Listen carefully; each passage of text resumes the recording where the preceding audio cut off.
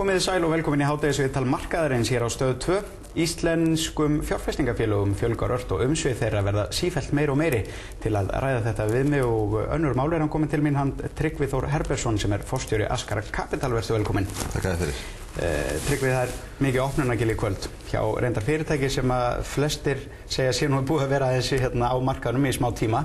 Hverju verið að fagna nákvæmlega?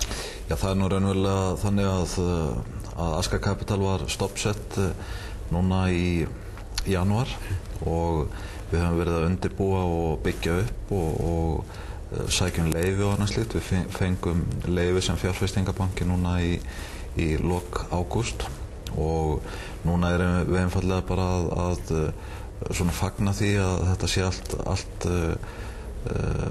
allt hafi gengið upp og við séum bara komnir á siglingum. Já, örstutt, hvað þýðir Askar Capital?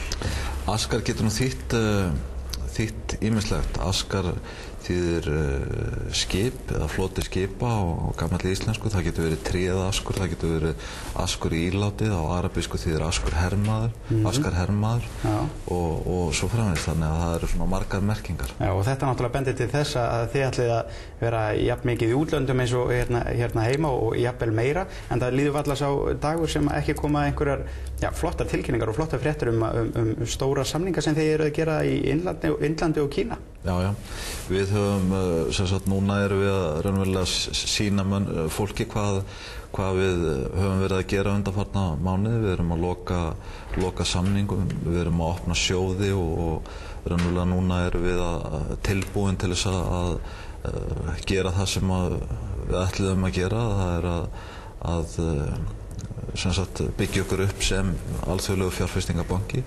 Nú stefna hjá okkur er orðin alveg skýr að við ætlum okkur að verða þekktir í eignastýringu á nýmörkuðum og með vörum frá nýmörkuðum og með fjármálavöru sem eru svona öðruvísi en hefðbundna fjármálavöru, til dæmis eins og fasteignasjóði með framtakssjóði sem eru fjárfesta til dæmis inn í Indlandi, inn í Kína og annað slíkt.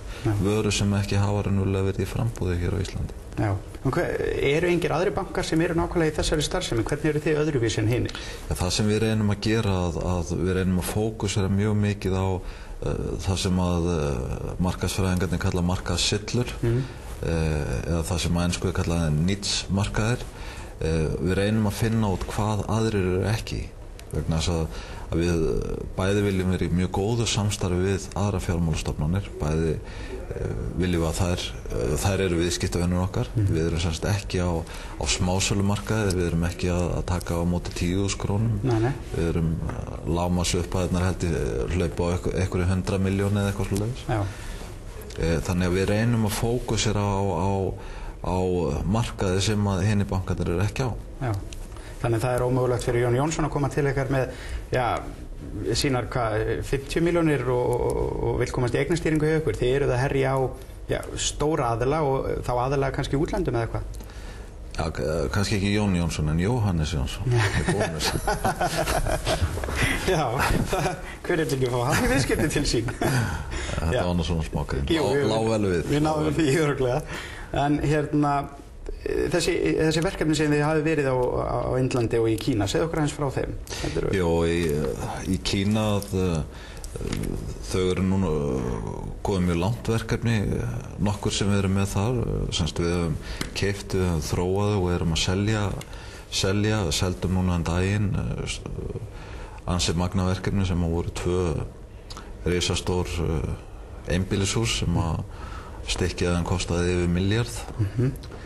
Og hvar voru þessi hús? Þau voru í Hong Kong. Og við erum með annað verkefni í Macau sem er svona á lokastigunum, sem er svona skýjakljúfur með lúxusíbúðum sem er þarna í komplexi sem er með stórmarkaði með flottum vörumerkjum í kjallaranum eða á fyrstu hæðunum og spilavíti, MGM spilavíti og Mandarin Oriental Hotel. Já. Og þetta eru verkefni sem þið þróið alveg frá upphafi og klárið? Já, við erum núlega komið inn í þau. Það sem við gerum er að við finnum okkur partnera í þeim löndum sem við viljum fara inn í og við eyðum miklum tíma í að ganga úr skuggum að þeir séu traustsins verðir, að þetta séu góðir viðskiptafélagar og annað slíkt og síðan nokkuð treystu við þeim, þeir koma með verkefni og við segjum það annað hvort já eða nei og síðan fjármagnum við verkefnin, finnum á þau skal ég segja fjárfesta og síðan stjórnum við verkefnunum og seljum það síðan eða ráðlegjum með sölu þegar að markaðir eru góðir. En þetta bara kannski þessi fasteignarhluti. Við erum líka í framtaksfjármagni, við vorum til dæmis eða erum að fjárfesta í sjóði í sjóði í Kína á Beijing svæðinu. Nú nýjasta verkefnið sem að raunverulega var núna við gengum frá fyrir 2 vikum síðan, 10 dögum síðan, reyndum að fá greiðslan fyrir það út núna í morgun, að það borgarhluti í það sem við kalla Navi Mumbai, sem á Indlandi og þar stendur til að byggja upp borgarhluta, 3500 íbúðir, heilsugæslu, skóla og þarna verður alþjóðaflugvöllur rétt hjá. Nú inn á svæðinu golfvöllur sem við munum líka sjá og þetta gerum við með félag okkar sem heitir Nikhil Gandhi. No. Nú við höfum verið að fjárfesta, það framtakssjóður, sjóðasjóður sem við tilkynntum í seinustu viku. Nú á næstunni munum við tilkynna að kynna til söguna sjóð sem byggir á fjárfestingum í Evrópu og svo framvegis. Þannig að þetta alltaf tínast inn lúguna, getum við sagt. Það fullt að gerast, en Asíumarkaður sá markaður sem kannski mest spennandi í dag? Manni finnst, Íslendingarnir allavega fyrir bara einhverju 5-6 árum síðan, þá voru allir á leiðin til Rúmeníu, Búlgaríu, Rússlands og Eystrasaltsríkjanna. Er það eitthvað að klárast? Eru menn bara búnir með þann markað eða er það ennþá spennandi? Það vissulega spennandi ennþá en fyrsta lagi að Eystrasaltsmarkaðirnir eru mjög litlir og það hreyfingar en það ekki sá hraði sem í Asíu. Rússland fyrir okkur, við höfum ekki treyst okkur ennþá inn í Rússland. Hvers vegna ekki? Vegna þess að Rússland flókið, það flókið að eiga viðskipti þar. Það svona, og það sérstaklega flókið fyrir banka sem undir eftirliti, fjármála eftirlita. Það einfaldara fyrir okkur að vera í Asíu og við höfum verið mjög heppnir með sem sagt, partnera þar þannig að við höfum raunverulega fókus að setja meira þar.